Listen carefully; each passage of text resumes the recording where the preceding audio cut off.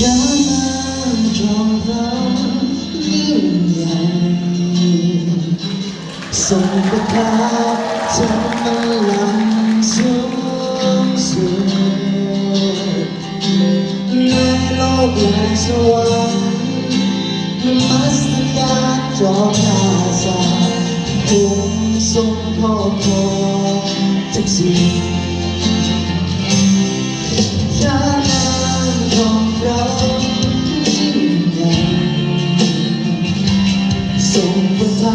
บทรงบัลลังก์สูงสุดในโลกและสวรรค์นมัสการจอมราชาองค์ทรงครอบครองทุกสิ่ง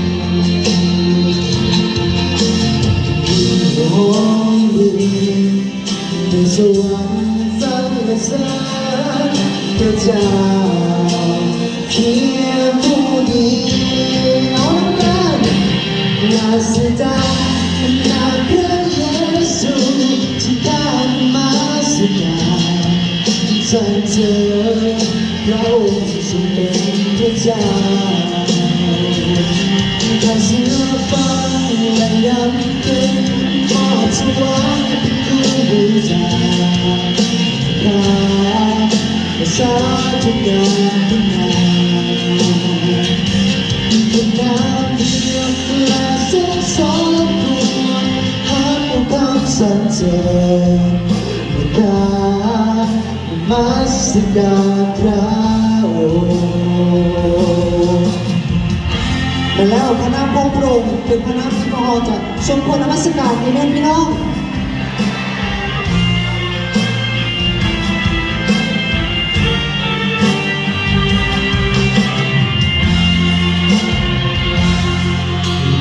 ยิ่งห้องยิ่งดีในสวรรค์สรรเสริญพระเจ้าเพียงผู้เดียวอัศจรรย์นาพระเยซูที่การมาสการสรรเสริญพระองค์ทรงเป็นพระเจ้าแต่เชื่อฟังและยำเกรงมอบถวายเป็นเครื่องบูชาข้าสาธุการทุกงานเป็นนามเดียวและทรงสมควรหาผู้นำสรรเสริญข้านมัสการพระองค์เป็นนามเดียวและทรงสมควรหาผู้นำสรรเสริญข้านมัสการพระองค์เทียนกันและยำแยกมอบถวายเป็นเครื่องบูชาข้า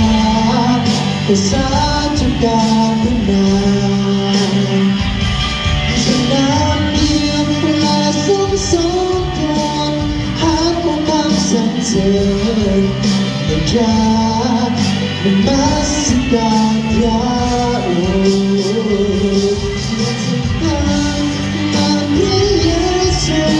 ที่การมาสการสรรเสริญพระองค์ทรงเป็นพระเจ้าข้านมัสการพระ